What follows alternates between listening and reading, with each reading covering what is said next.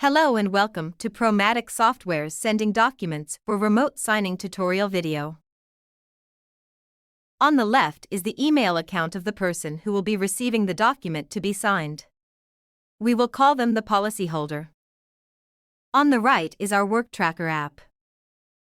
Open your job on the WorkTracker app. Once you are in the job, there are two ways to get to documents. The first way is by clicking on Documents. This will open the documents list. Select the document type you want to get signed. The second way to get to the document that is required is by opening the Compliance tab.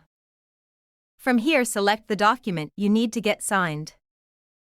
Once you have selected the document to get signed, enable the Email for Remote Signing option. Click Send to Policyholder to automatically enter the policyholder's email address or enter the email you want the document sent to for remote signing. Ensure the rest of the information looks correct and click Submit. Click the Sign Here button. Sign the signature box and click Save.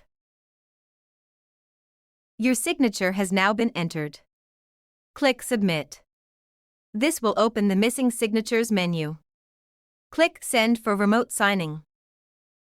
The document has been sent to the receiver.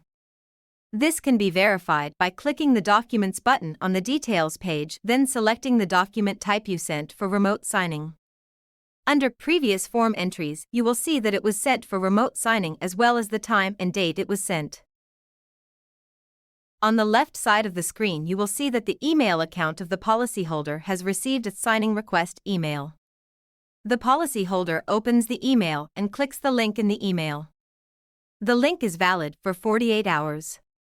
If the link expires, the previous remote signing process will need to be repeated to send another link. This will open the document where it can be reviewed by the policyholder. Once they are satisfied, they click Capture Signature.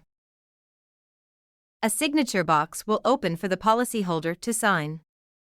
Once they have signed, they click Capture Signature.